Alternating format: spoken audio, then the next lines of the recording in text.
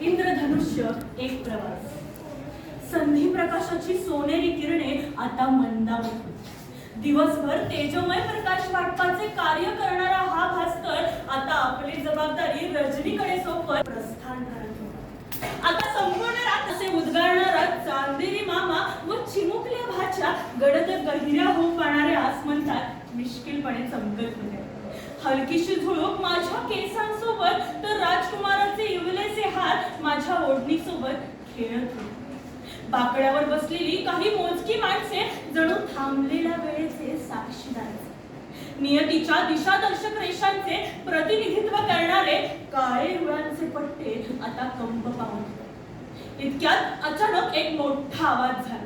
दूरवरचा काळोख चिरत येणारे दोन तेजस्वी डोळे नियतीच्या रेषांना उजळवत होते.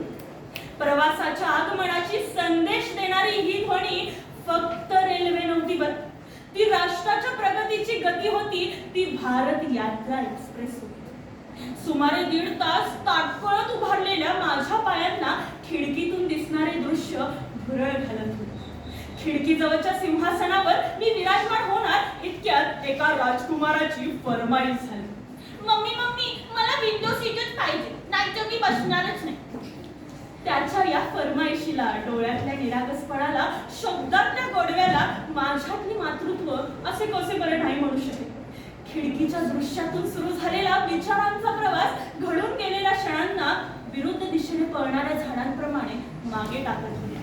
माझ्या दृष्टीक्षेपात येणारा मुलांचा घोळका मगापासून आप्पाचा विषय हार्ड आहे, आप्पाचं क्रेडिटचं कार्ड आहे अशी ताल देत थिरकत होता. पण तो ताल अचानक थांबला. त्या तालाची जागा आता टाळीनं घेतली. पण ती टाळी सर्वसाधारण नव्हती बरं. त्यात प्रखरपणा होता, त्यात आत्मविश्वास होता. वेगळेपणाच्या अस्तित्वाची जाणीव करून देणारा तो किन्नरांचा आवाज होता. क्यारे चिकने, अरे नाच ना, आम्ही आलो म्हणून शांत बसला का तू? चल, 5 चुकी आणि पत्ती निघा. 2 टाळ्यांनी मिळालेल्या 5-6 हिरव्यागार करकरीत नोटा पाहता समोर बसलेल्या आजीच्या डोळ्यात मला मत्सर दिसू लागला. कपाळाला बुक्का, केशरी लुगडं, गळ्यात बोरमाळ, केस गवतीने विस्तारलेला भाग व वयाने वाकलेली पाठ अशी ती म्हातारी. इंक पेनच्या टोकाप्रमाणे नखांची पाय दुमडून व डोक्यावरचा पदर तोंडावर घेऊन ढसा रडू लागली. मला पहिल्यांदा आश्चर्यच वाटलं. यांना काय झालं रडायला? असा प्रश्न भुवयांच्या माध्यमातून मी त्यांना विचारला. बाबू, इथं 4 टाळ्या काय वाजवल्या आणि करा नोटा निघाल्या. माझ्या दादल्यानं ही बुट्टी भरून सिमेंट वतलं त्या मालकाच्या दारात. पण स्वतःचं घर बांधण्यापायी पैकच मिळालं नाही त्याला. शेवटी झोपडीतनच बळं निघालं त्याचं. सुरकुतलेल्या चेहऱ्यावर टिपांची धारा पाहता खडे बोल सुनावण्यासाठी हे आलेले किन्नर मौनावस्थेतच गेले. हे सर्व दृश्य डोळ्यात टेकणारा माझा मुलगा अगदी त्यांच्या टाळीचे अनुकरण करू पाहत होता. कदाचित समाजाला वाटणारी वेगळेपणाची टाळी त्याच्यासाठी फक्त आणि फक्त माणूसपणाची ओळख असावी. रेल्वे आता हळूहळू थांबत होती. काहींचा प्रवास संपणार होता तर काहींचा नव्याने सुरू होणार. टाचांचा आवाज करत येणाऱ्या एका तरुणीला पाहताच अनेक गिधडांच्या नजरा तिच्यावर खेळल्या. कोलकाता, बदलापूर, मणिपूर, दिल्ली अशी विविध ठिकाणे व तेथील झालेला मानवी वेदनांचा आक्रोश माझ्या डोळ्यासमोर उभारला. अय, क्या बोलती तू असे म्हणणाऱ्या घोळक्याला पुढे सून म्हणायच्या श्री मुखात लावून गाल सुन्न करावे अशी माझी तीव्र इच्छा झाली.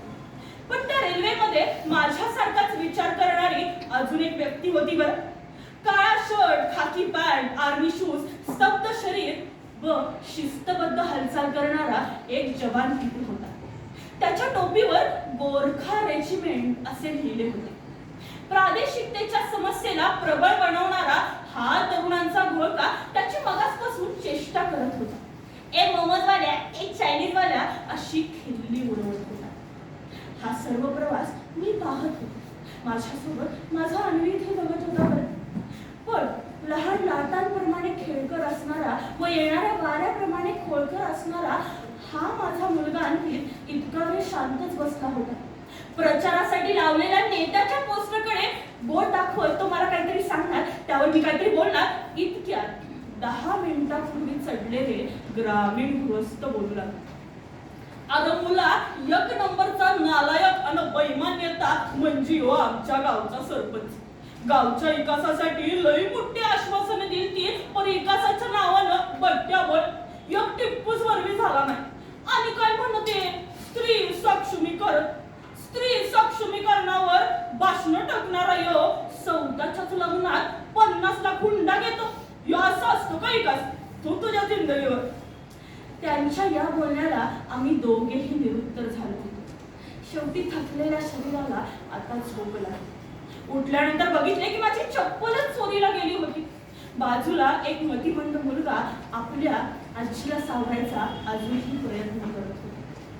हे सर्व घडत असतानाच मला एक दृश्य दिसले. काय बरे असेल ते दृश्य? ते दृश्य होते एका व्यक्तीचे. तो म्हणजे एक मुलगा. झोप लागल्यानंतर झोपेतून गुंगी मिळवण्यासाठी माझी झोप आता पूर्ण झाली. गुंगी झाल्यानंतर आता मला गुंगी तीच घालवण्यासाठी एका तरतरीत अमृत पेयाची गरज भासली. पावसाच्या सरींसाठी आसुसलेल्या चातक पक्षाप्रमाणे चहाच्या उकळत्या वाफांसाठी मी आसुसले होते. चहाशिवाय होणारा हा पहिलाच प्रवास की काय असे वाटत असताना घोळक्याच्या बॅकग्राऊंड म्युझिक मध्ये आलं घातलेला चहाचा सुवास माझ्या नाकापर्यंत पोहोचला. 500 वर्ष जुन्या शिलालेखाचा अर्थ कळल्यानंतर जसा इतिहास करायला आनंद होतो ना, अगदी त्याचप्रमाणे चहा मिळाल्यानंतर प्रवाशांना होणारा आनंद गगनात न मावणारा असतो. आता कोणीतरी चहा घेऊन येते का याची वाट पाहत असतानाच एक 10-12 वर्षांचा मुलगा, पांढरा शर्ट, मरकटलेली पॅन्ट, विस्कटलेले केस असणारा व हातात न झेपणारी चहाची किटली घेऊन येणारा तो मुलगा मला दिसला. तो मला चहा भरून देणार इतक्यात एक मुस्लिम महिला तिथे आली बरं. ती समोरच्या सीटवर विराजमान होणार इतक्यात आधी बसलेल्या हिरव्या साडीच्या स्त्रीने तिला काहीतरी बोलले. ओ वहिनी, इथे बसलेली आहे ती, तुम्ही मोराजून बसा की. असं म्हणत रिकामे असणाऱ्या सीटवर तिने स्वतःचेच सामान ठेवत तिला स्पष्टपणे नकार दिला. ती मुस्लिम महिला तिथून काही न बोलताच निघून गेली. आणि नंतर आलेल्या एका व्यक्तीला या हिरव्या साडीच्या स्त्रीने स्वतःहूनच जागा दिली बरं. या सर्व घटनेचा साक्षीदार असणारा बालमजूर थरथरत्या हाताने मला चहा दिला व तिथून निघून गेला. पण घडलेला प्रसंग मात्र माझ्या डोक्यातून जातच नव्हता बरं. एकीकडे शिक्षणाचा अभाव म्हणजे बालमजूर, तर दुसरीकडे मानवतेचा अभाव म्हणजे ती हिरव्या साडीची स्त्री. हे सर्व पाहत असताना पदवीच्या दिवसातील शिवाजी विद्यापीठाच्या गीतातील काही ओळी मला आठवल्या. कीर्ती तुझी मंगलमय स्मरणी असू दे, ज्ञान हेच अमृत हे ब्रीद बसू दे, ज्ञान हेच अमृत हे ब्रीद बसू दे, ज्ञानाचे विद्येचे विश्व उमटू दे, जात धर्म वर्ण वंश भेद मिटू दे, जात धर्म वर्ण वंश भेद मिटू दे. मनातल्या ओळी ओठांवर येताच अन्वित माझ्याकडे बघू लागली. कारण मराठी वाचणं बोलणं त्याला कठीण जात होतं. इंग्रजी यायलाच हवं या हट्टापायी मीच त्याला इंग्रजी शाळेत घातलं नव्हतं. मातृभाषेची उणीव मला आत्ता जाणवत होती बरं. शेवटी तळ पायाला लागलेली धूळ पाहता तळ पायाची चाक माझ्या मस्तकापर्यंत पोहोचत होती. इतक्यात माझे लक्ष दरवाजाकडे गेले. एक अपंग व्यक्ती रेल्वेमध्ये चढत होता. मी तक्रार करत होते पायात चप्पल नसल्याची. समोरून पायच नसलेल्या व्यक्तीला येताना पाहिले. जाणीव झाली मी नशीबवान असल्याची. तेव्हा मला एक गोष्ट कळाली की अपंगत्व शरीरात नाही तर विचारांमध्ये असतं, कमकुवत जिद्दीमध्ये असतं. माझ्याच नशिबी संघर्ष का असे म्हणण्यापेक्षा कमकुवत या संघर्षाला माझ्या ताकदीची गरज पडते असा दृष्टिकोन असायला हवा.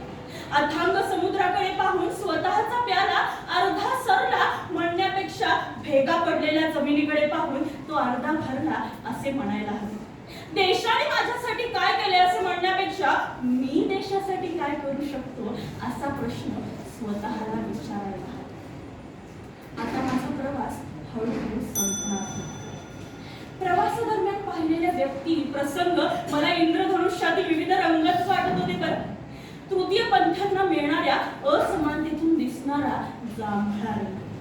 गरिबी, बेकारी यांचे प्रतिनिधित्व करणारा हा तांबडा रंग, हुंडा, बलात्कार, यातून दिसणारा हा नारंगी रंग, निष्पापांचा बळी घेऊन पाहणाऱ्या भ्रष्टाचाराचा हा हिरवा रंग, याबरोबरच प्रादेशिकता, भाषावाद, सांस्कृतिक विषमता, जातीवाद यांचे प्रतिनिधित्व करणारा हा पारवा रंग, त्याचबरोबर व्यसनाधीन झालेली तरुण पिढी, असमाधानी वृत्ती, बदलणारी विचारधारा यातून दिसणारा हा निळा रंग व या सर्व समस्यांमुळे भारताच्या वाटचालीत येणाऱ्या या समस्यांचा हा पिवळा रंग। या जणू मला भारताच्या विखुरलेल्या छटाच वाटत होत्या बरं।